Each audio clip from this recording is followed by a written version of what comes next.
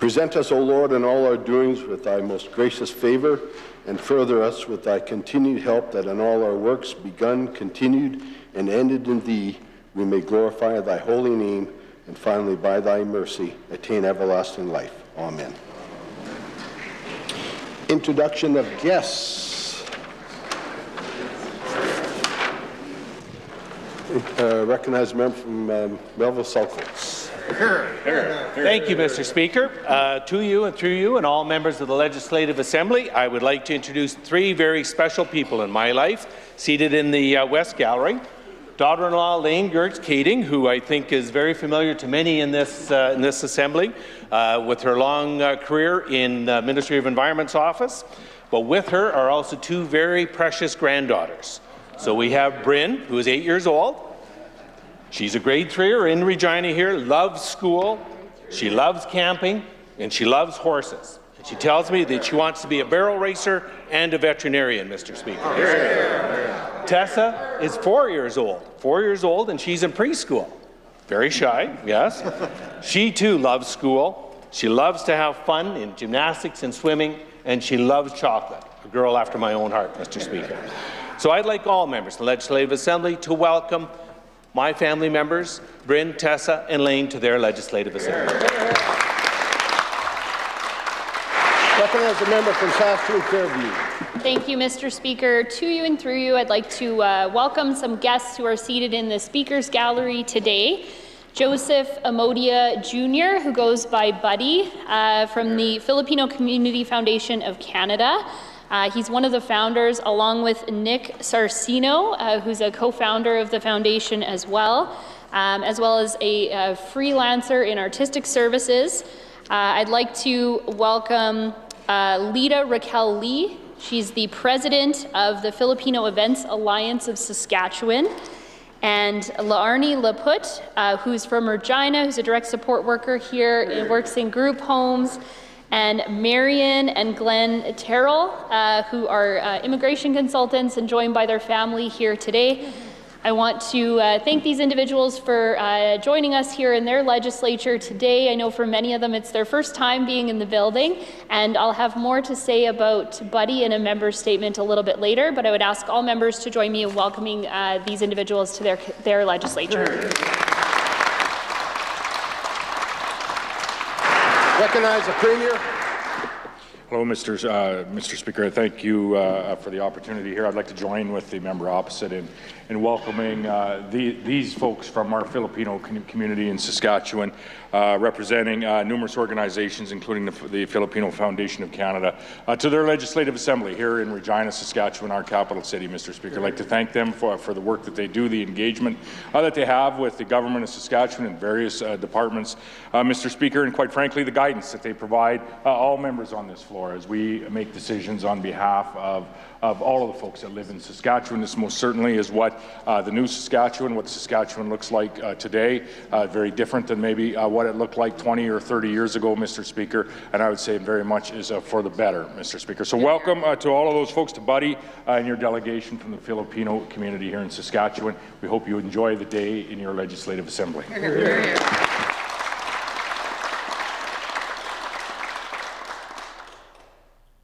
Presenting petitions, I recognize the Minister of Highways.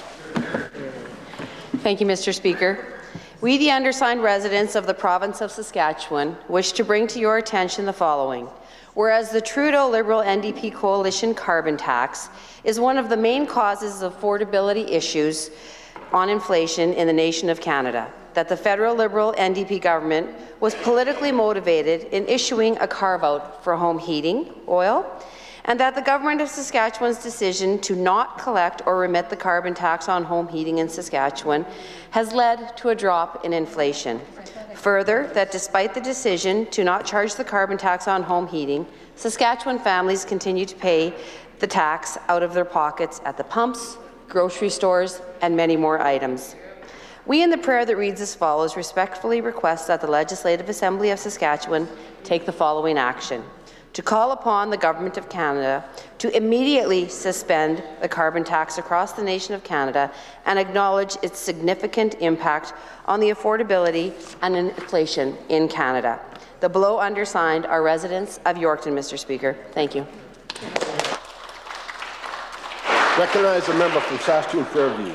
Thank you, Mr. Speaker. I rise today to present a petition to the Legislative Assembly of Saskatchewan calling for universal access to birth control. The federal government has announced it's working on a plan to provide contraceptives at no cost to Canadians. We know this would be a game changer for those struggling with the cost of living, and that cost is a barrier to folks who are working to access contraceptive birth control in Saskatchewan, especially among adolescents, which is particularly of note considering we have the highest rates of adolescent pregnancy in the country, Mr. Speaker. Mr. Speaker, this is signed today by individuals from Saskatoon and Regina. I'll read the prayer. We in the prayer that reads as follows, respectfully request that the Legislative Assembly of Saskatchewan call on the Government of Saskatchewan to adopt a policy making no-cost prescription contraceptives available to all Saskatchewan people. I do so present. Recognize a member from Saskatoon University. Thank you, Mr. Speaker. I rise once again today to present our petition calling on the government to reverse the ban on third-party sex ed providers in public schools.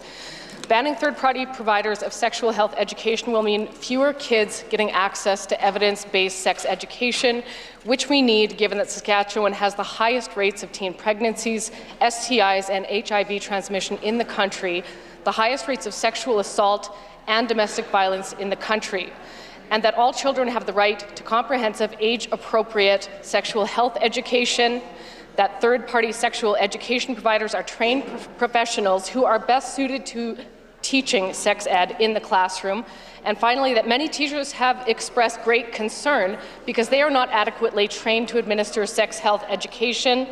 I'll read the prayer. We in the prayer that reads as follows, respectfully request that the Legislative Assembly of Saskatchewan call on the Government of Saskatchewan to immediately reverse its policy decision to ban third-party sex ed educators in Saskatchewan schools and to listen to the experts and stakeholders in developing comprehensive sex education curriculum for all publicly funded schools. Mr. Speaker, the residents who have signed today reside in Regina. I do so present. Hear, hear.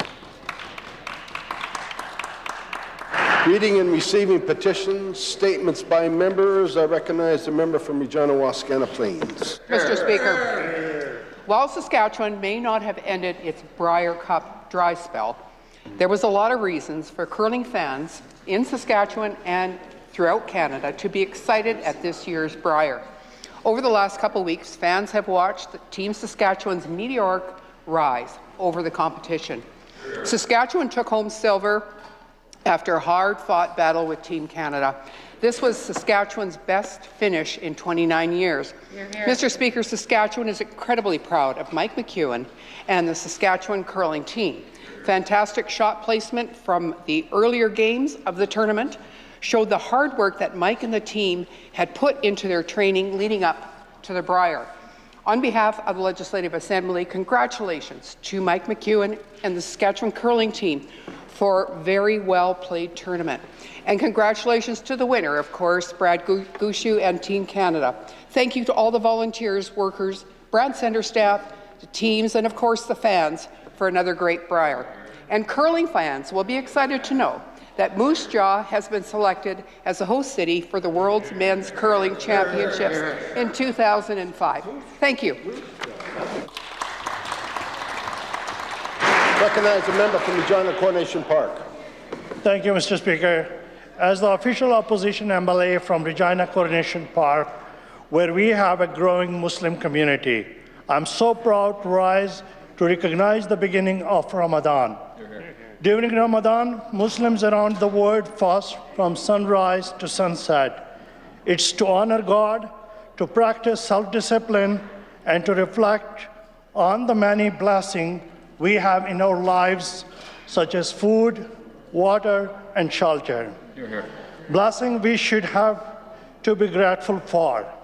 Ramadan reminds us of important values like generosity, kindness, unity, and respecting others. It's a chance for all of us to come together, no matter who we are and where we come from. Mr. Speaker, I'm so honored to represent such a strong, compassionate, and generous community.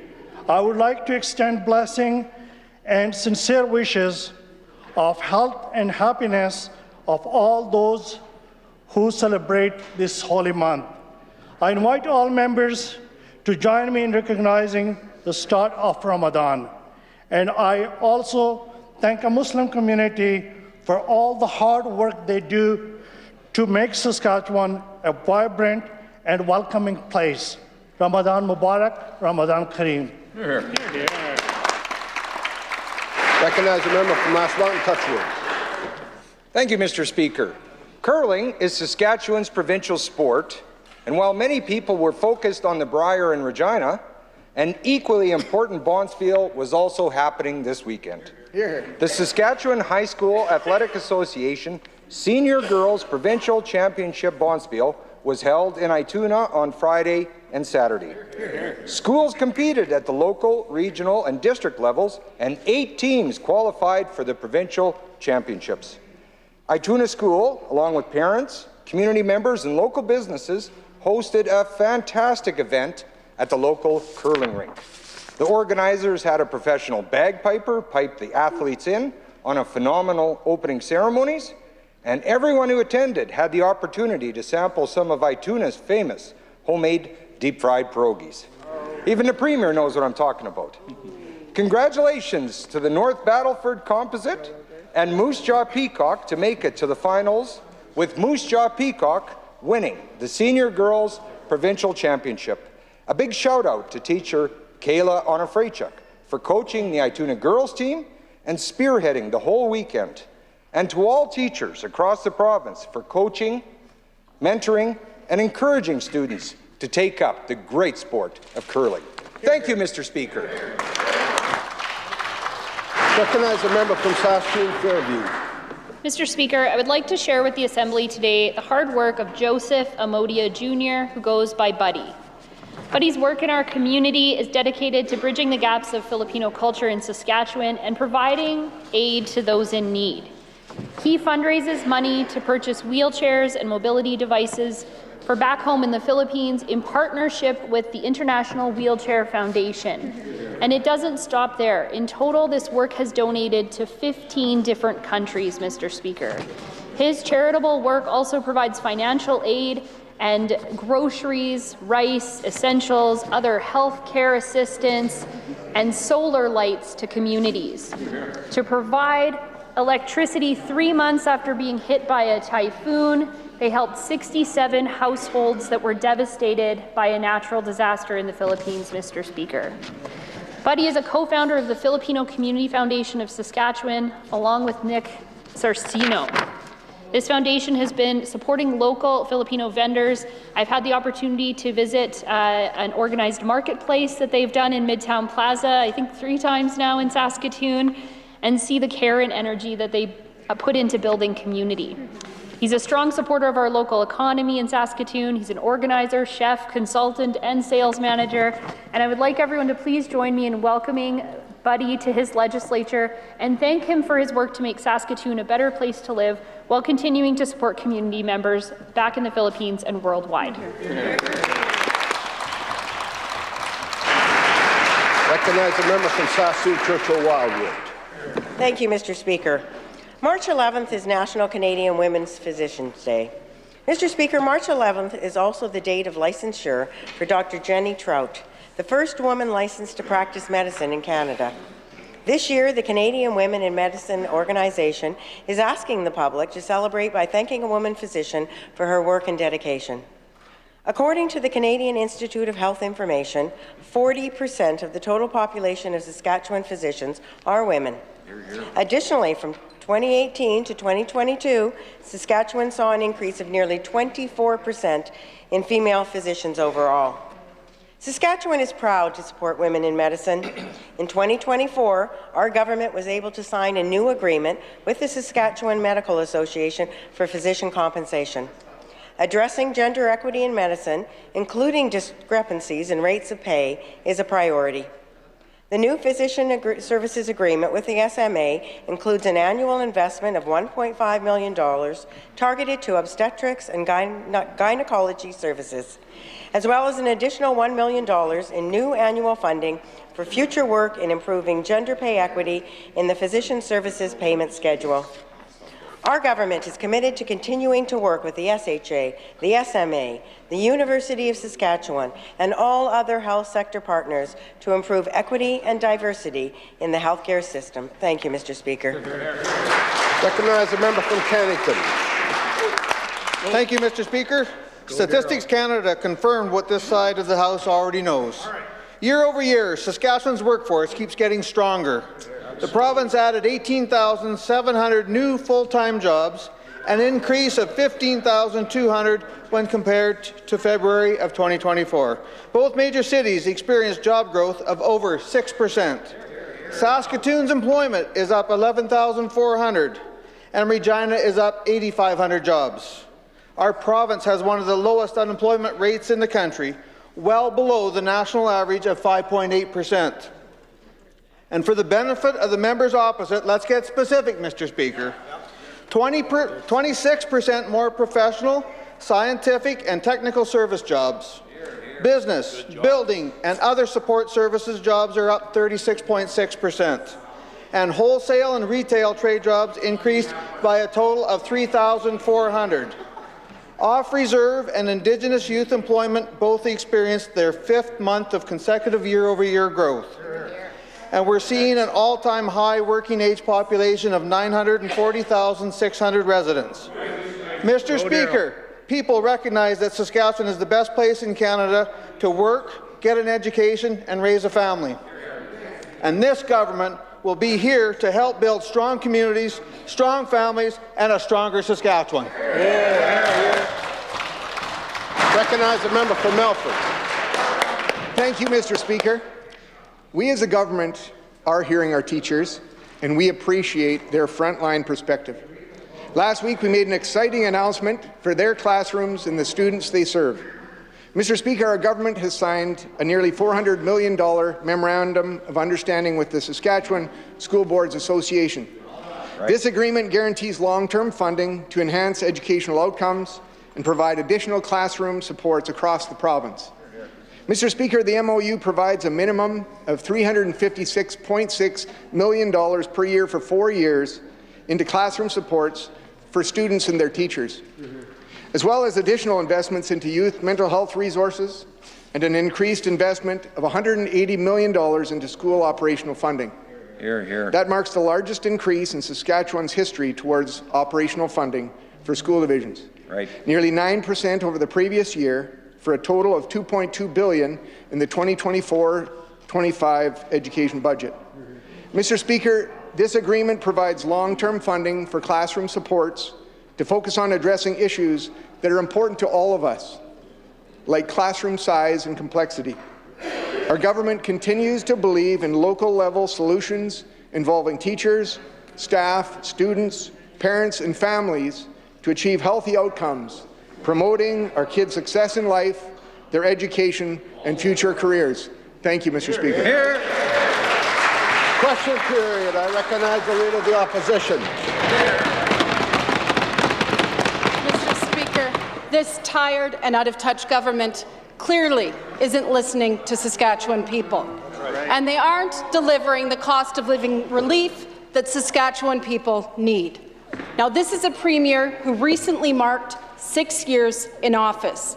And last week's job numbers, Mr. Speaker, showed that he has the worst job creation record in Canada.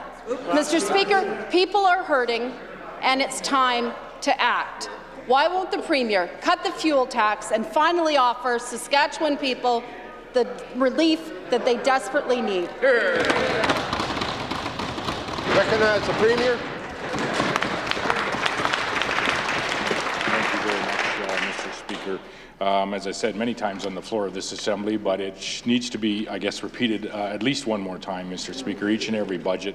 There are over $2 billion worth of affordability measures that are in place for Saskatchewan families. Mr. Speaker, I won't preempt what might happen mid-next week, but I suspect that those same $2 billion plus possibly even more may be in this year's budget when the Deputy Premier rises to her feet and delivers that budget on behalf of Saskatchewan residents, Mr. Speaker. And I think we can be grateful, Mr. Speaker, in that in past budgets, Mr. Speaker, those savings have attributed and accumulated to the point that where a single person in this province may be making $40,000 or, Mr. Speaker, they're paying $973 less each and every year in tax than they did under the NDP in 2007. A family of four, Mr. Speaker, and this is important as well, Mr. Speaker, because the focus always is on those low-income families, Mr. Speaker. A family of four making $50,000 in this province, they actually pay $2,499 less than they did under the NDP government. That same family of four at $75,000, $2,273 less. That same family of four at $100,000, Mr. Speaker, $2,443 less, Mr. Speaker. We don't have skyrocketing EPT charges in our municipalities like we did under the NDP, Mr. Speaker. But there are a number of other affordability measures that are in place for students, for families, in particular focused on those low-income families. Recognize the Leader of the Opposition. Mr. Speaker, still not listening, and this tired and out-of-touch government is still failing to deliver. Sure. But maybe nowhere more so, Mr. Speaker, than when it comes to health care. Right. Today we have joining us Lindia Kakakaway, Mr. Speaker. She's a two-time breast cancer survivor, first diagnosed in 1986.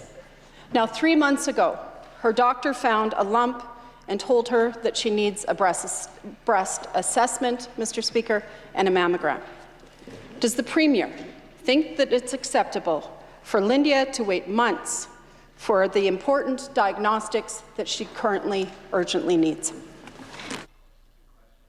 Recognize the Premier. No, Mr. Speaker, and I welcome Lindia to her Legislative Assembly, and I would just say that this is the very reason behind a number of investments that this government has made, starting with the most ambitious health human resource plan in the nation, Mr. Speaker, which is showing results. 23% reduction in our surgical wait times in this province, Mr. Speaker. That's due to that health human resource plan attracting people into this province to work and to offer services, Mr. Speaker, whether it be in cancer care, whether it be in our emergency departments, whether it be access to health care in our rural communities, or whether it be, Mr. Speaker, increasingly access to mental health care or addictions care in this province. Mr. Speaker, those challenges that we are seeing individuals in this province, like Lindia are seeing, Mr. Speaker, is why there was an announcement just in Regina last week on the Breast Health Centre, Mr. Speaker, to increase the screening opportunities that we have here in our capital city, but also to streamline the supports that are being offered, Mr. Speaker, saving a physician from maybe making 5 requisitions, Mr. Speaker, to 1 requisition to the Breast Health Centre, Mr. Speaker, and then they would align all of the treatments from that point on. So making it as quick, as simple, Mr. Speaker, and as streamlined from the patient's perspective. That's the goal of the Saskatchewan Health Authority, and that's why the government is investing in the Breast Health Centre right here in Regina. Hear, hear. Recognize the Leader of the Opposition. Mr. Speaker, an ounce of humility might be in order here. This isn't a good news story. Lindia uses a cane and a walker, and going to Calgary simply isn't an option for her. And going to Calgary or waiting for an indefinite amount of time on a wait list isn't much of a choice to begin with. This is basic health care that should be available to women here at home in this province. But we have a Premier who is clearly more focused on trips to Dubai or India or Paris than he is on getting this right. What does the Premier say to women in this province, like Lindia, who cannot today get the care that they need here at home? Hear, hear.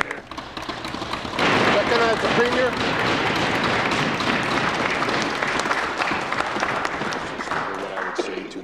And what I would say to so many other women, Mr. Speaker, I would say too many other women across Saskatchewan, Mr. Speaker, that are Currently in the process of breast cancer treatment, Mr. Speaker, waiting for one of the services that we have, is that this government is entirely committed to making those investments to ensure that our Saskatchewan Health Authority is able to offer those services. That's why we saw the announcement on the Breast Health Centre and the cancer screening announcement that happened last week, Mr. Speaker. Not only is that an increase in resources to have that Breast Health Centre of Excellence here right in Regina, Mr. Speaker, for women in the southern half of our province, Mr. Speaker, but also lowering that screening age from 50 to 40, Mr. Speaker, so that women are able to access that screening at an earlier age, Mr. Speaker, so that we're able to detect cancer at an earlier point in time, and we all know, Mr. Speaker, the advantages of that. Hear, hear. Hear, hear.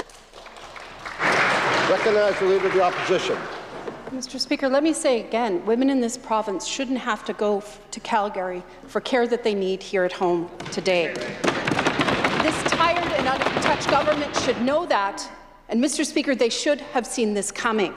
The Saskatchewan Cancer Agency is doing 1,000 fewer scans than they were before the pandemic. It was the Sask Party, Mr. Speaker, who broke our healthcare system, and the people of this province have zero confidence that they're going to be able to fix it.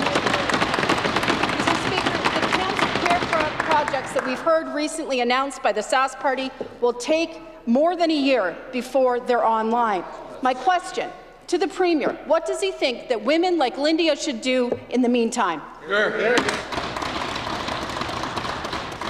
Recognize the Minister of Health.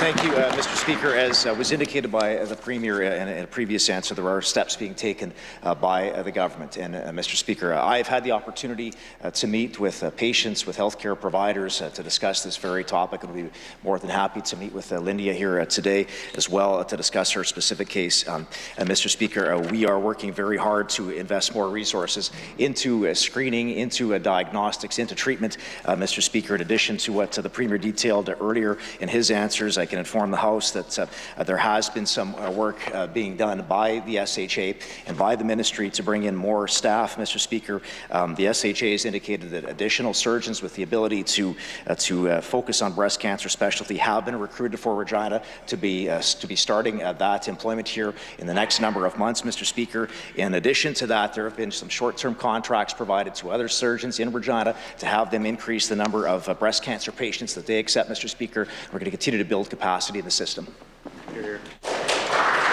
Recognize the member for Saskatoon-Fairview. Thank you, Mr. Speaker. One of the key drivers in long waits for cancer care is the lack of radiologists in Regina.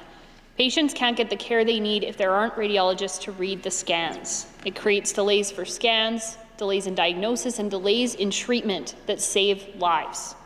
In Regina, we're short 5 radiologists, and there's no plan from this government to hire more. How does the Sask Party expect their plan for cancer care in Regina to work without the radiologists they need? Recognize the Minister of Health. Thank you, Mr. Speaker. And this would be a challenge that's faced in other parts of the country as well. Mr. Speaker, we are committed to ensuring that we fill those vacancies here in Regina. As was indicated last week by the surgeon who had joined us for the announcement, Dr. Sarah Miller, upon the announcement of a new breast health centre for Regina, she did indicate this will definitely also help with recruitment and retention of specialists when it comes to breast cancer treatment and diagnosis in Saskatchewan, Mr. Speaker. In addition to what I said previously about some of the additional surgeons that will be coming online, I can also indicate, Mr. Speaker, that there is more work being done to hire radiologists. It is a priority for the Sask Health Recruitment Agency and for the SHA and for all of our teams, as it is a priority for other partners, Mr. Speaker. The Hospitals of Regina Foundation is actually, and we work very closely with the HRF, is providing fellowships for breast imaging outside of this province, Mr. Speaker. They're sponsoring some candidates who will get those fellowships, and then will return to cities like Regina, Mr. Speaker. Here. Recognize the member from Saskatoon-Fairview. Mr. Speaker, this problem with radiologists has been in the works for years, and this government should have been working for years to make this a priority. Mr. Speaker, like so many people in Saskatchewan, Lindia is waiting for breast cancer care, but she's also waiting for knee surgery. While this tired and out-of-touch government has privatized more and more of our healthcare system, Wait times have gone up and up and up. We have the longest wait times for knee surgery in Canada as a result. Will the minister finally recognize that his government's policies are failing? Recognize the Minister of Health. Thank you, Mr. Speaker. That is not correct, Mr. Speaker. What is happening in this province is we are seeing a reduction in the wait times for orthopedic surgeries in Saskatchewan, for all surgeries in this province, Mr. Speaker. We announced not that long ago that surgical volumes from April 1st of last year to the end of December was the highest ever recorded in history, Mr. Speaker, in this province, with over 71,000 surgeries, a 9% increase over the previous year, Mr. Speaker. In addition to that, we do have some partnerships with groups for out-of-province surgeries as well as diagnostics from other parties, Mr. Speaker, which we know that the members opposite would not support that. They're opposed to those types of initiatives, Mr. Speaker, and that the fact of the matter is, Mr. Speaker, that those sorts of initiatives, they lower the waiting list for everybody in this province, Mr. Speaker. Hear, hear. Recognize the member from Regina Elphinstone Centre. Mr. Speaker, that's simply not the case. Saskatchewan has the longest knee and hip surgeries out of anywhere in Canada. Mr. Speaker, I wrote to the Minister of Health about this case over a week ago about Lindia's concerns. People shouldn't have to come to the Legislative Assembly, to this floor, and to get action from their government. Lindia doesn't want to be here. Lindia shouldn't have to be here, Mr. Speaker. These announcements, the sad reality is, these announcements are empty talking points for women like Lindia who need urgent action now, Mr. Speaker. So I'm glad to hear the minister commit to meeting with Lindia today, but how did the minister let it get to this point? Why did it take a crisis for him to finally act? I recognize the Minister of Health. Thank you, Mr. Speaker. We have made record investments into the area of surgical care as part of our health budget over the past number of years. Mr. Speaker, in this year's budget alone, $670 million into surgical care. Mr. Speaker, an increase of $144 million over the previous year. Mr. Speaker, targeting tens of thousands of more surgeries in this province so that people like Lindia can get the surgeries that they need, Mr. Speaker. That's why we're making these very, very significant investments, Mr. Speaker. We are seeing reductions during the pandemic, and this happened to provinces right across the country, Mr. Speaker, where surgical wait times and wait lists ballooned for many jurisdictions. Here in this province, approaching 36,000 people on that waiting list in the middle of the pandemic, Mr. Speaker. That has now been reduced down to 27,000 patients. We continue to make significant steps. We're very grateful for our healthcare teams, the surgical teams, and all the supporting teams that are helping us to get those surgeries done, and that work will continue as it's a priority for us as a government to make sure that people get the surgeries that they need. Recognize the member from Regina Elphinstone Centre. Mr. Speaker, thousands of Saskatchewan residents are waiting. They're waiting for cancer care. They're waiting for surgeries. It's ridiculous to hear this minister talk about record investments after allowing system collapse. This is not a good news story. Women in Regina will have to wait another year minimum before the Breast Cancer Centre actually opens its doors. It's cold comfort to women like Lindia. How did it get to this point? This certainly didn't happen overnight. What exactly does the Minister of Health expect women like Lindia to do in the meantime? That's right. Recognize the Minister of Health. Mr. Speaker, a couple of different topics there. On the Breast Health Centre, this is something that we've been working very closely with healthcare teams and providers, and also been hearing from patients and advocates, Mr. Speaker. And as I indicated earlier, this is something that has been advocated for by surgeons. And this is something that last week we heard they were very much strongly in support of, Mr. Speaker. Now, what we do not hear from the members opposite, the opposition, is what they would do differently and what their plan is, Mr. Speaker. What would they do when it comes to surgeries, Mr. Speaker? For example, since launching in 2010, private surgical facilities, Mr. Speaker, perform more than 158,000 surgeries in this province for patients across Saskatchewan, Mr. Speaker. If the members opposite had their way, that would be 158,000 fewer surgeries in this province. Those people would all be waiting for their surgeries, Mr. Speaker, because they are completely opposed to ideological reasons to any sort of private surgery in this province, Mr. Speaker, and that's the fact. Recognize the member from Saskatoon Eastview. Mr. Speaker, this government is certainly earning their reputation of only making commitments when their failures reach crisis level for the people of Saskatchewan. We see it in healthcare, we certainly see that in education. The minister announced last week that he'd signed a new 4-year funding agreement with the SSBA. This money is apparently earmarked for addressing classroom size and complexity, but with this Sask party, you have to read the fine print. The funds are, quote, subject to appropriation. That means subject to whatever the Sask party actually puts in future budgets. This agreement isn't worth the paper that is written on. Why won't the minister just bargain with teachers and get a deal on classroom size and complexity? Recognize the Minister of Education. Thank you, Mr. Speaker. Mr. Speaker, I'm pleased to rise to my feet to answer the member's question and to talk about our historic multi-year funding agreement with the 27 school boards and the Saskatchewan School Boards Association across the province, Mr. Speaker. As I have traveled across the province from corner to corner to corner, Mr. Speaker, I've heard from locally elected school boards, Mr. Speaker, that they want more funding and they want predictable funding, Mr. Speaker. Well, you know what, Mr. Speaker? We delivered on both of those last week, Mr. Speaker.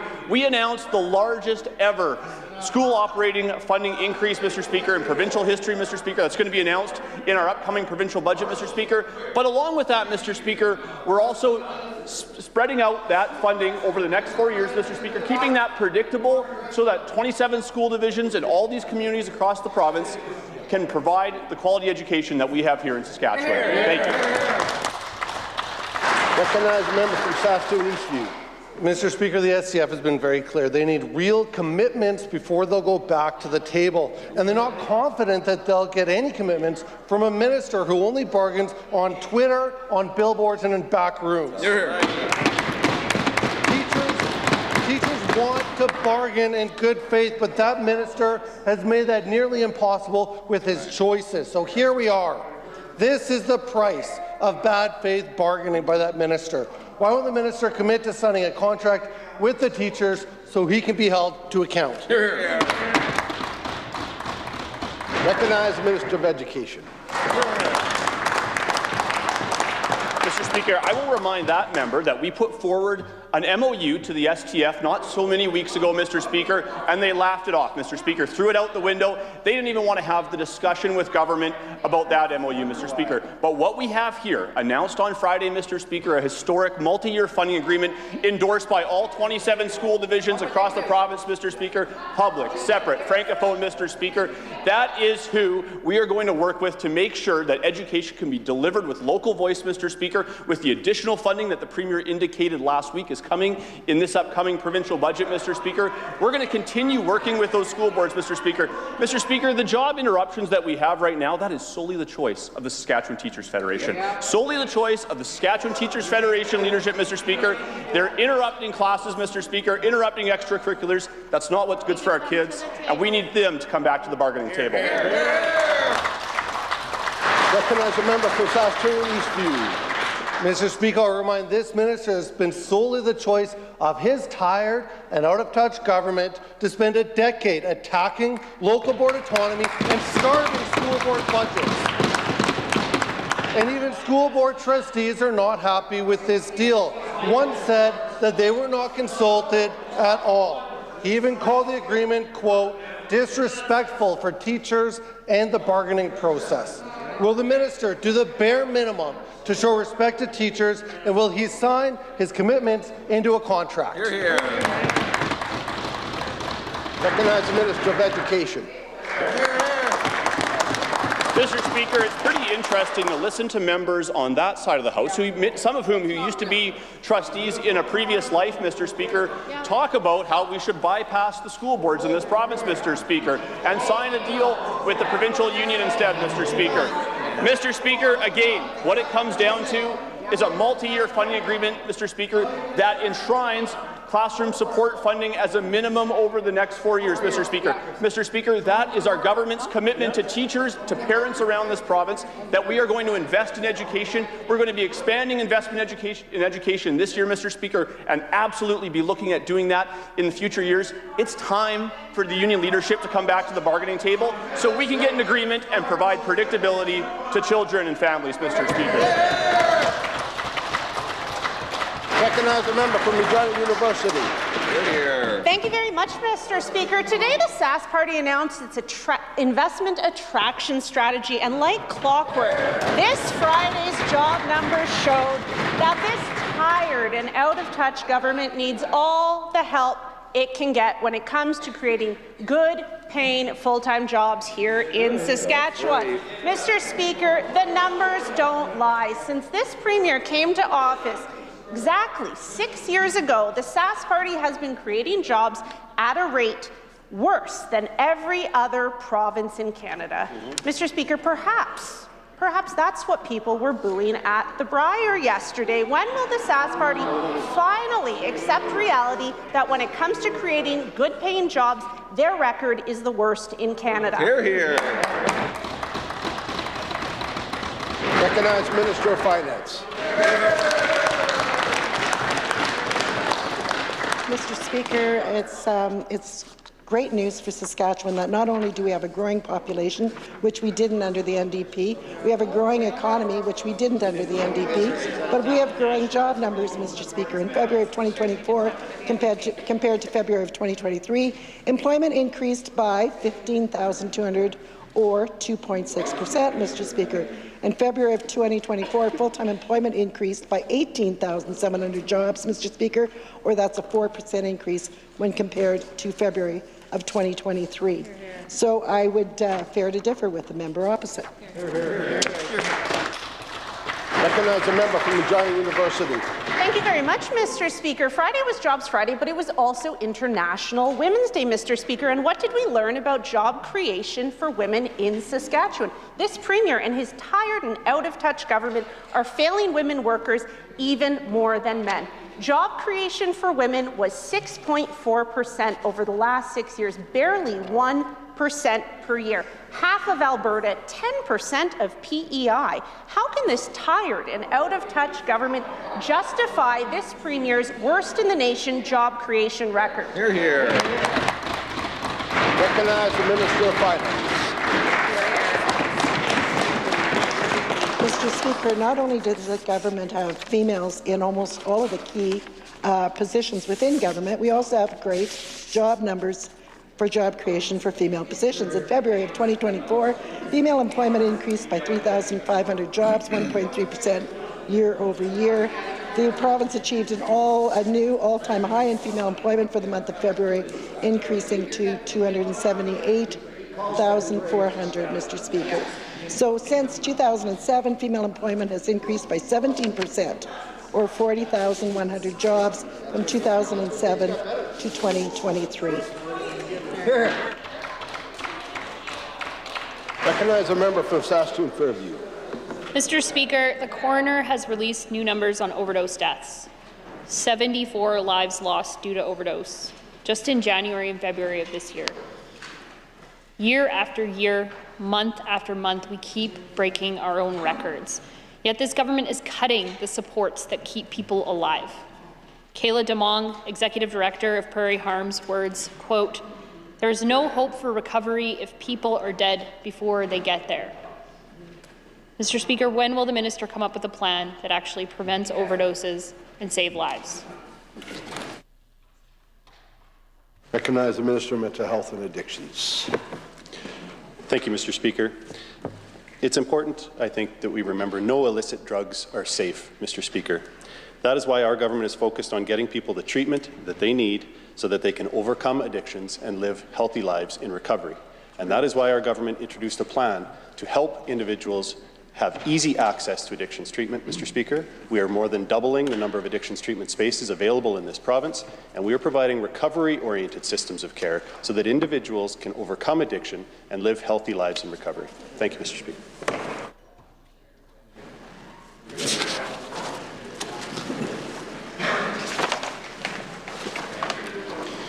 Ministerial statements.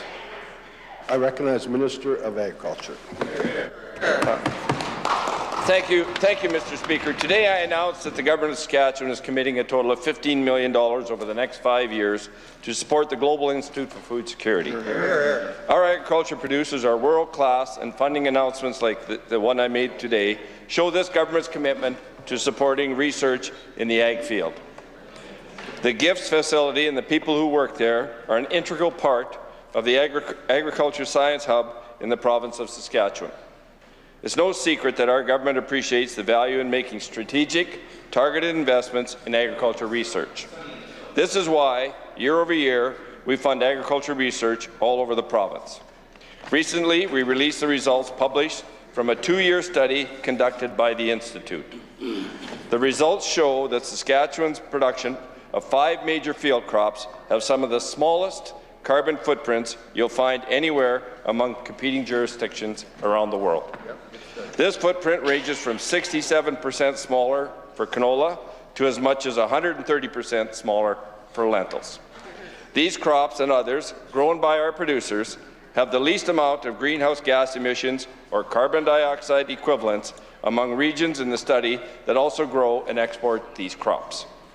That's impressive, and it matters to global markets that place a premium on products they know are grown sustainably.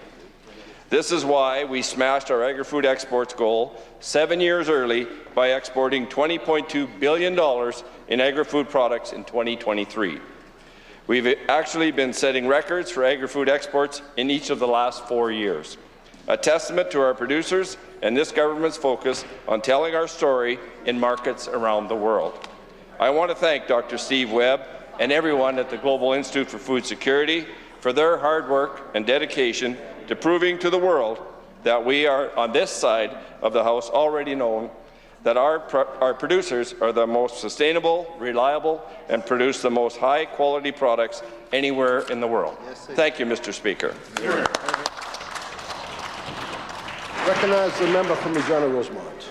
Thanks, Mr. Speaker. I'd like to thank the Minister for providing his statement to us in advance here as well. On behalf of the official opposition, I want to welcome the announcement. And I just want to recognize those world-class producers across this province, Mr. Speaker, who take the risk and do the work and help feed the world, Mr. Speaker.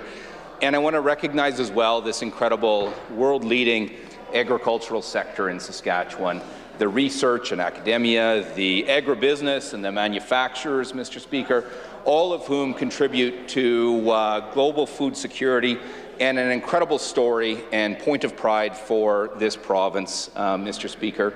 When it comes to agriculture, Mr. Speaker, there's no better place than Saskatchewan, Mr. Speaker, and we want to recognize all those that make it such, Mr. Speaker. I also want to recognize all the producers who play their role as environmental stewards as well, Mr. Speaker, through practice like zero-till, Mr. Speaker, and also as stewards of wetland and grass and native prairie, Mr. Speaker. These are essential leaders on the ground as environmental stewards, Mr. Speaker, and need to be recognized as such. I want to recognize our fertilizer industry and the potash sector, Mr. Speaker, for the important role they play in food security as well. Again, Mr. Speaker, this province can be and should be so proud of all those that contribute to agriculture in the province. As we approach another growing season, Mr. Speaker, we do so with optimism. We do so with hope for much more moisture, Mr. Speaker, much more precipitation, Mr. Speaker. But we also need to make sure we're mindful of the realities and challenges that we face, Mr. Speaker. And we'd urge the Minister and the government to lean into the important work now to make sure that we're prepared, that if that precipitation, if that moisture doesn't come together, Mr. Speaker, that we're doing all we can to mitigate and to support producers to get through what could be a protracted and challenging drought, Mr. Speaker. But it's my pleasure to speak today to this statement and to celebrate this incredible sector here in Saskatchewan. Introduction of bills. Presenting reports by standing and special committees.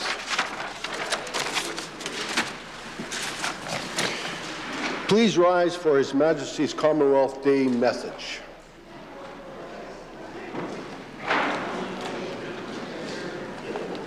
The 75th anniversary of the Commonwealth is a moment to reflect on the remarkable journey that our unique family of free and independent nations has made since 1949. Last year, the Bahamas celebrated its 50th anniversary of independence, as Grenada has this year, and Papua New Guinea will next year. Each of these milestones, and many others like them, represents a fulfillment of countless aspirations and the achievement of such remarkable potential. And the Commonwealth's growth with new members continue to join our family of nations.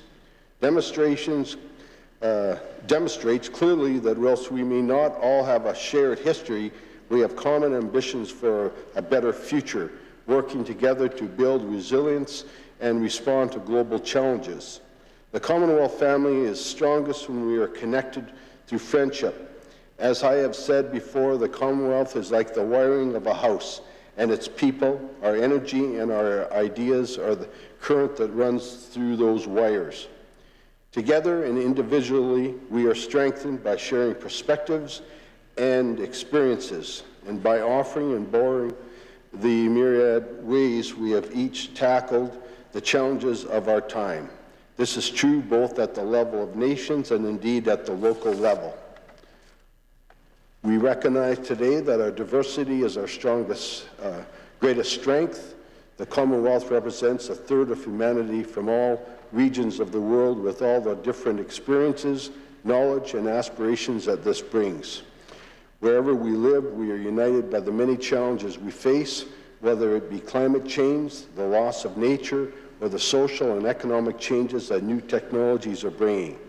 Our diversity means that these challenges affecting us all differently, that we experience their impacts in different ways. Their seriousness, however, is common to each one of us. All of this means that we must work together to understand each other's perspectives, including the inequalities and injustices which still resonate to this day. We must find ways of healing and to support each other to pursue solutions. I cannot say often enough that it is by coming together that we create the best chances to improve our world and the lives of people everywhere. Indeed, over the years, countless people across the Commonwealth have been inspired to form their own Commonwealth associations, from lawyers and accountants to business and trade networks, and many more besides. The work they do is absolutely vital, sharing professional knowledge, experience, and expertise across the continents for the betterment of each one of us. The Commonwealth, above all, retains a particular focus on our young people, which make up 2/3 of the entire Commonwealth population. Whether in Kenya or Malaysia or Vanuatu or Dominica, Malta or Canada, I never cease to be impressed by their creativity, innovation, skills, and hard work, often in the most challenging circumstances. Their energy is transforming approaches to development, technology, and preserving and restoring nature, and will, I hope, to help to shape and safeguard a common future. Having recently celebrated my own 75th birthday, it warms my heart to reflect on the way the Commonwealth has been a constant throughout my own life, a precious source of strength, inspiration, and pride. In recent weeks, I have been most deeply touched by your wonderful, kind, and thoughtful good wishes for my health, and in return can only continue to serve you to the best of my ability throughout the Commonwealth. My belief is our shared endeavors and in the potential of our people remains as sure and strong as it has ever been. I have no doubt that we will continue to support one another across the Commonwealth as together we continue this vital journey. Thank you. Be seated.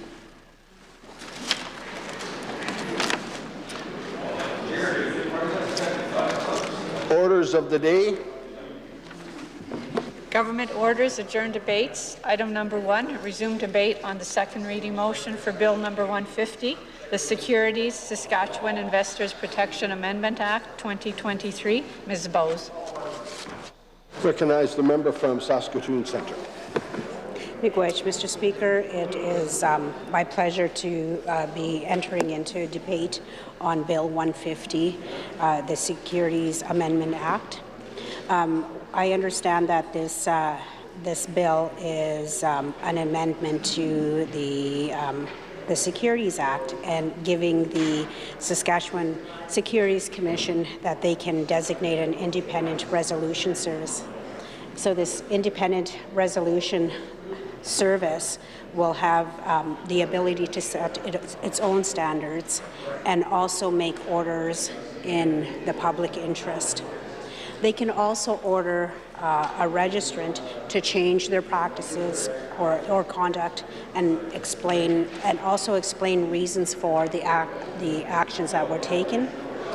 And it also gives this the IDRS the authority to order fees being paid, forgive debts, waive some contracts, meet insurance claims, and also compensate complainants.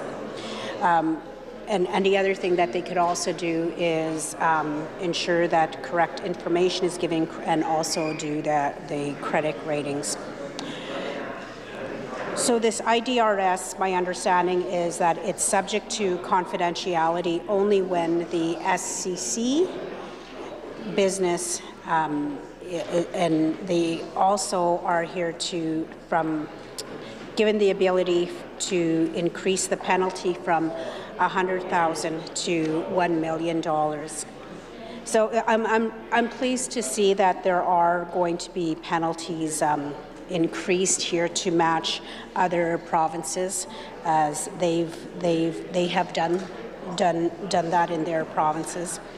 What I'm curious to know is the extent that consultation with the stakeholders have been done, and when you have something so broad that I guess the one area that I'm curious about is what and who defines in the public interest? Who defines that? Who has the authority to do that? And what's the parameters? What I understand this to be also is it's decentralization from the minister's office, and it's always good when you're able to do that. It's unfortunate that the Marshal's bill is doing the opposite of, rather than decentralizing, it's actually gone to the minister's office.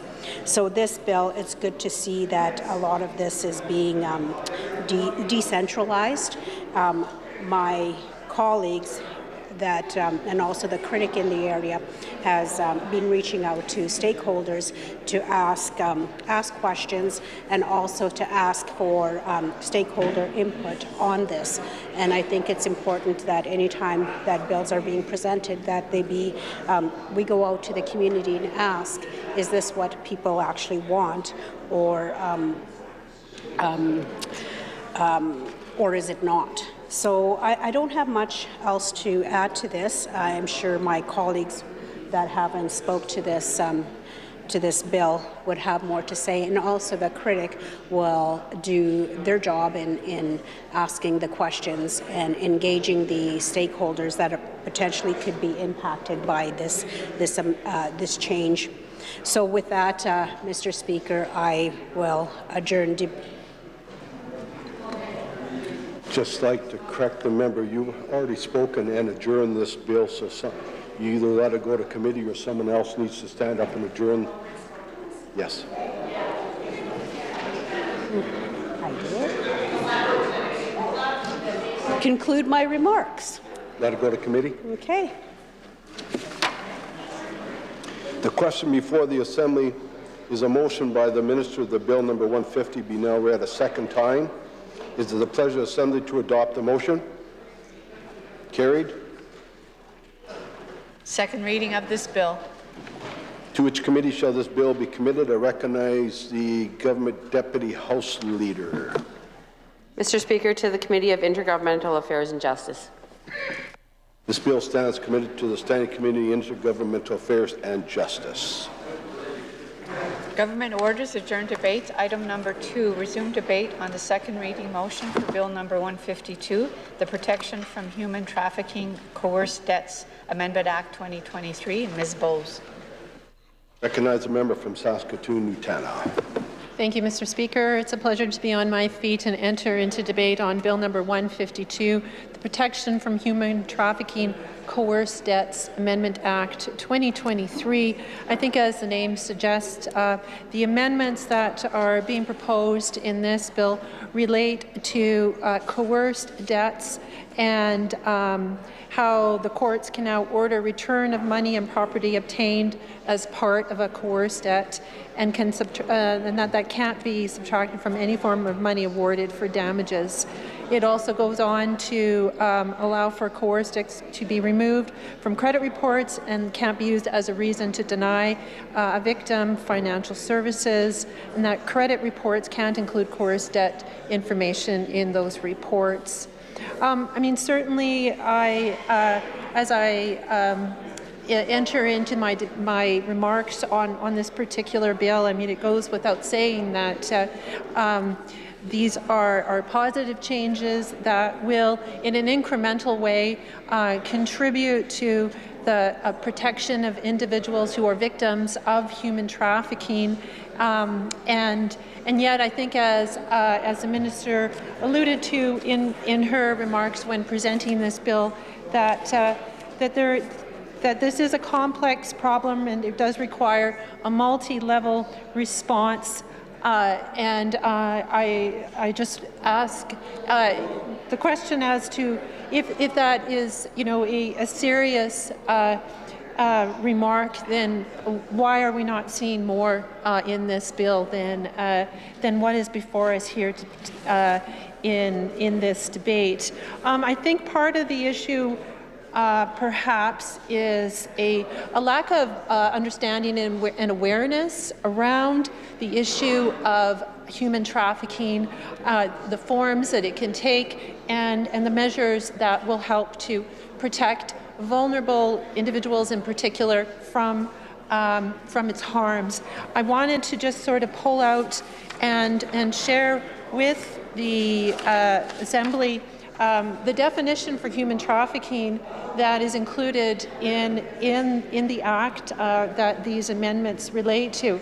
So human trafficking means the recruitment, transportation, transfer, holding, concealing, harboring, or receipt of a person by any of the following means. A, by the threat or use of force or other form of coercion, abduction, fraud, or deception. B, by the repeated provision of a controlled substance. C, by the use of power or the abuse of a position of vulnerability. D, by the giving or receiving of payments or benefits to achieve the consent of a person who has control over another person for the purpose of exploiting that person through E, sexual exploitation, which may occur in person or through electronic and digital means, including the non-consensual recording and distribution of intimate images or audio. F, forced labor or services, including slavery or practices similar to slavery. Or G, the removal of a human organ or tissue. So certainly those are all very heinous acts and despicable kinds of activities that would create serious harm on individuals and in particular can be perpetrated on our most vulnerable in society. And I want to take a moment to just speak briefly on a couple of those types of human trafficking that have been identified in the legislation in which these amendments are focused on addressing. And in particular, I want to talk about sex trafficking. So here are a few facts. The process of sex trafficking a person is not usually how it's portrayed in movies or on social media. Victims are rarely kidnapped by a stranger. They are most often manipulated by someone they know or trust. Sex trafficking touches all Canadian communities, and it is a nationwide issue. And I can go further in saying that when I have been engaging with municipal stakeholders, we know this issue is alive in rural parts of Saskatchewan, including the Speaker's own constituency, and it's an issue that needs constant vigilance and action. Victims of sex trafficking in Canada are most often from within Canada. And while it can happen to anyone, young women are most likely to be targeted by traffickers. People can experience sex trafficking in different ways, and every situation is unique. Not everyone who engages in the commercial sex industry is being trafficked. That is an important distinction. Sex trafficking is when someone is convincing, controlling, or manipulating another person into providing sexual services for money. People who are being trafficked have little to no control over how many clients they see and the types of sexual services they have to provide, and they often must give their earnings to the trafficker. People who sell sex independently can choose who they engage with, what sexual services they provide, and how much money they charge, and they get to keep the money they make. So those are some important distinctions. So let me be clear. People don't choose to be sexually trafficked. It's an insidious, they are brought into an insidious process that breaks down a person's autonomy, self-control, and self-worth, often through a process that involves a Romeo pimp who is a trafficker who poses as a boyfriend or a love interest. While this is common, it doesn't necessarily capture the nuances of all experience of trafficking.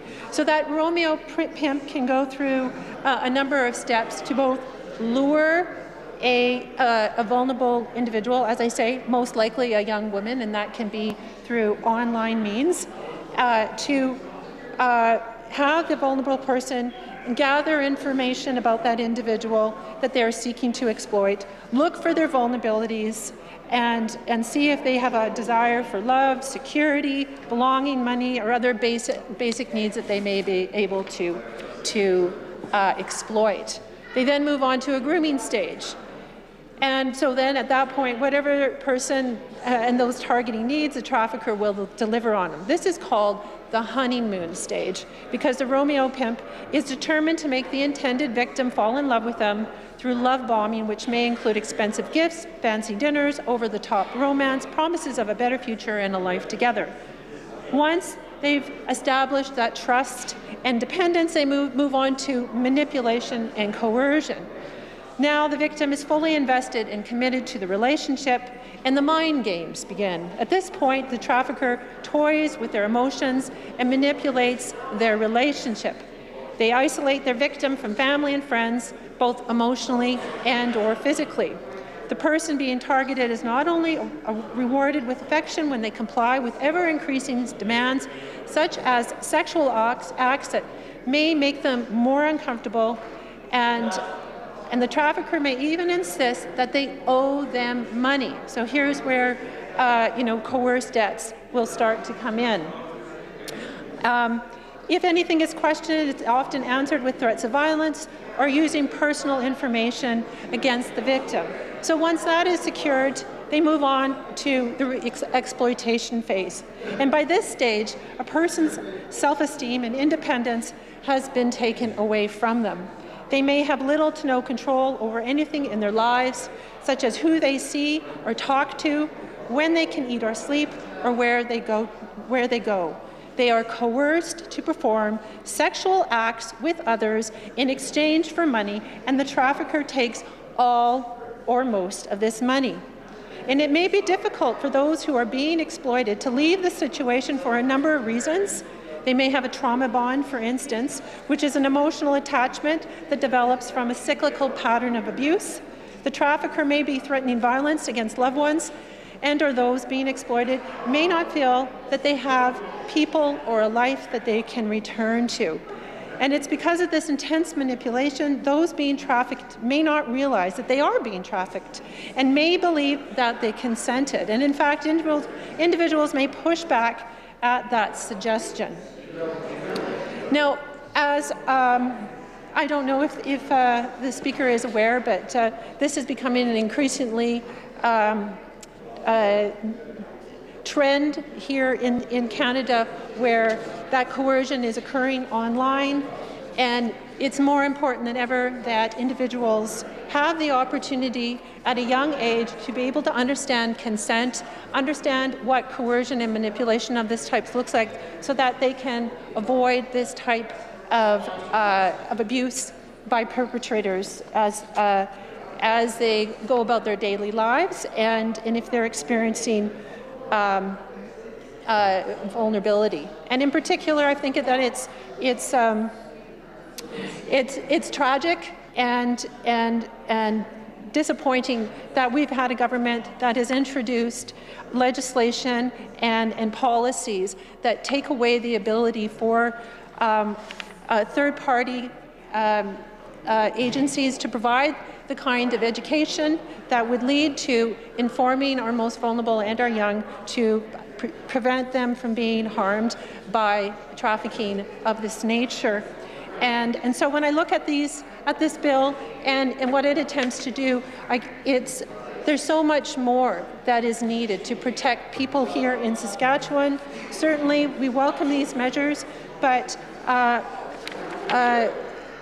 what we're seeing here are regressive actions by an unserious government that is more interested than creating wedges and using sex education as a cheap way to score political points, when in actual fact what it's doing is it's putting more people at risk, and in particular women.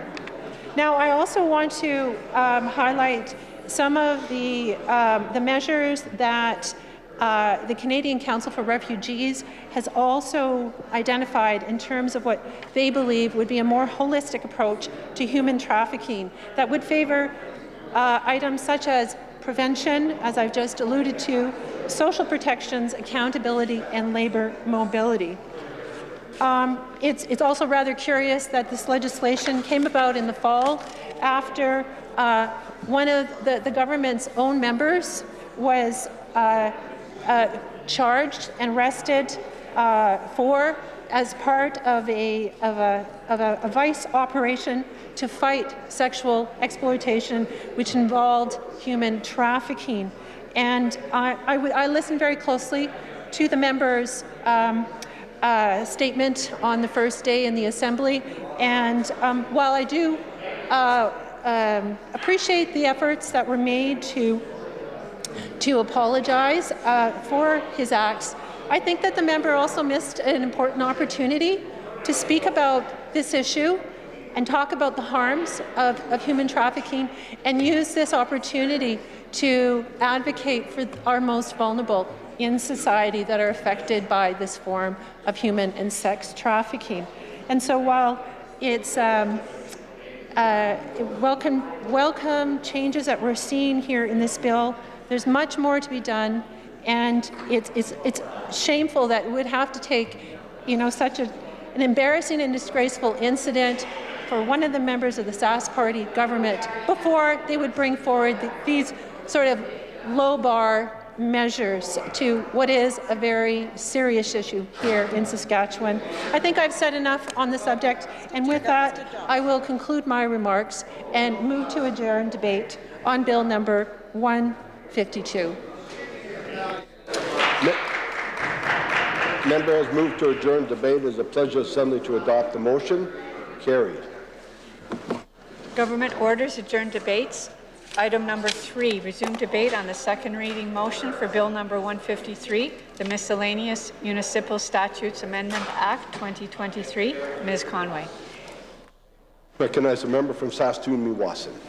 Thank you very much, Mr. Speaker. It's a pleasure to be on my feet here engaging in debate on Bill 153, the Miscellaneous Municipal Statutes Amendment Act 2023. This Miscellaneous Amendment Act looks to amend 3 acts that we have, the Cities Act, Municipalities Act, and Northern Municipalities Act. And it goes into some amendments on 2 different topics. First, we look at changes to the Board of Revision, policies around boards of revision as they relate to municipal councils. We also look at changes as to how organized hamlets are appointed, how they operate. Mr. Speaker, as I was reading through some of the comments that my colleagues have put on the record and the minister put on the record, I just appreciated the minister's opening remarks discussing the consultation work that he has done. And I think, when we have municipalities that represent all the far reaches, every corner of Saskatchewan, consultation on the changes of the way that they govern are really important. And I'd be remiss not to give a special shout out to our municipalities critic, the member from Saskatoon-Nutana, who has taken on the role of the opposition in ensuring that consultation work is done, in ensuring that changes and legislation and the actions of the government are kept into account. So I want to thank her very much for the work she's done, crisscrossing our province, engaging with municipalities, engaging on issues that are important to the people of this province, because there really are, we represent different areas of this province, 61 different areas, but those municipalities really deal with issues really, really close to home. And they are really important issues, Mr. Speaker. As far as the Board of Revision, we're seeing this legislation allow councils who may not have had acts or may not have appointed these boards of revision, which look at first line of appeals processes coming to these municipalities. Some municipalities don't have a Board of Revision. Some might have these appeals that are old appeals that need to be cleared through. This legislation allows municipalities who haven't engaged a Board of Revision to access a centralized board.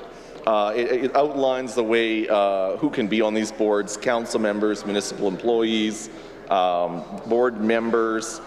This centralized board, though, if those folks are from a certain municipality on the centralized board and a issue comes from their municipality, they have to excuse themselves. But it just allows for these appeals to process through the system quicker. Next, we have some changes to the way organized hamlets operate. An organized hamlet, I dove into finding a definition on an organized hamlet, Mr. Speaker. I apologize that before this I had not dealt with an organized hamlet in my time here representing the city of Saskatoon and the area of Meewasin. Organized hamlets are hamlets recognized and appointed by the minister. They are established by order. They have a board that represents the community members, and those boards take care of the budget functions and operational functions. What we see here in this legislation is changes to see that as organized hamlets can be demoted, the status of an organized hamlet, now we've changed it to 1 year of activity versus 2. You see that we have to have an agreement between our rural municipality to establish these hamlets, and it lays out some of the terms for the boards. Mr. Speaker, I won't keep us here long looking at these. I know, as I mentioned, that our critic will be doing important work engaging with our municipalities and the stakeholders in those, and so I look forward to hearing what she has to say as this bill moves on later this week. Some thoughts that we just wanted to put on the record. We wanted to make sure that oversight of these boards, if these boards aren't accountable to a minister, who are they accountable to, and how will that accountability be overseen? We were interested in some of the changes we have to board terms on these boards that govern these organized hamlets. And another note that was very interesting is the options for digital council meetings in these organized hamlets, although it looks like while we've moved to a digital process for the council meeting, we must still maintain physical spaces where folks in the hamlet can show up and watch on the screen what those processes are going. You know, we have a lot of work to do to continue building out connectivity in our rural areas. So, you know, on one hand, it's important to see this, you know, that members of these hamlets can still go to some space to watch the proceedings, much like I'm sure the many folks watching from home right now are watching these proceedings. But it would be good to continue to look at ways of enhancing our rural connectivity so that when these opportunities come available for folks to govern, maybe from a digital standpoint in these smaller communities, that folks have access to the internet connectivity they need to access and watch these proceedings. Mr. Speaker, as I mentioned, our critic will continue to do important work of consultation. So at this time, I'm pleased to adjourn debate on Bill 153, the Miscellaneous Municipal Statutes Amendment Act 2023. The member has moved to adjourn debate. It is a pleasure assembly to adopt the motion. Carried. Government orders, adjourn debate. Item number 4, resume debate on the second reading motion for Bill number 154, the Management and Reduction of Greenhouse Gases Amendment Act 2023. Mr. Weatherspoon. Recognize the member from Saskatoon-Meewasin. Thank you very much, Mr. Speaker. Back on my feet now to jump into debate and leave some comments on the record for Bill 154, the Management and Reduction of Greenhouse Gases Amendment 2023. Again, as I was reviewing through so many of the the comments that my colleagues have made, the comments that the minister has made, to get a better understanding about the impacts that this bill will have for the people of Saskatchewan.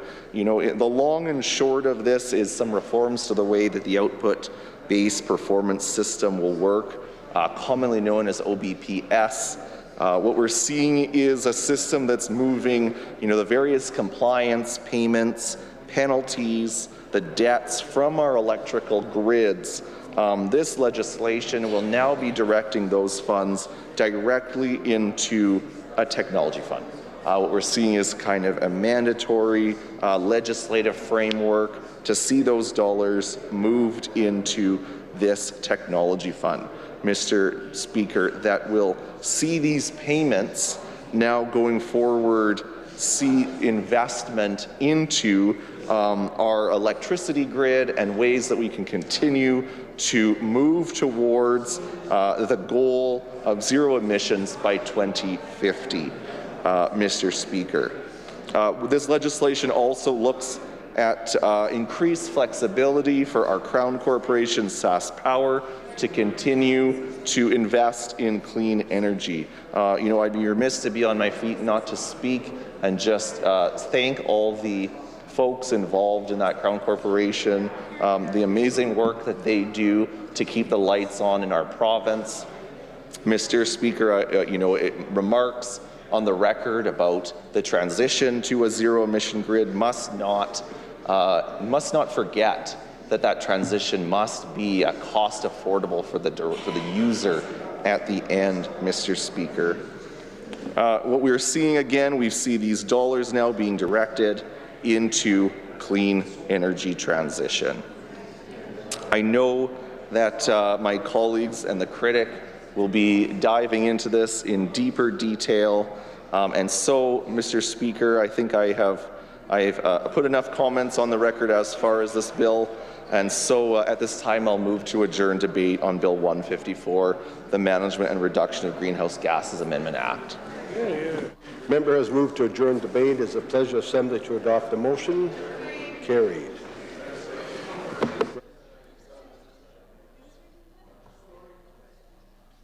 Thank you, Mr. Speaker. I move that this House now adjourn. Deputy House Leaders move to adjourn the House. It is a pleasure assembly to adopt the motion. Carried. This House now stands adjourned till 1:30 tomorrow.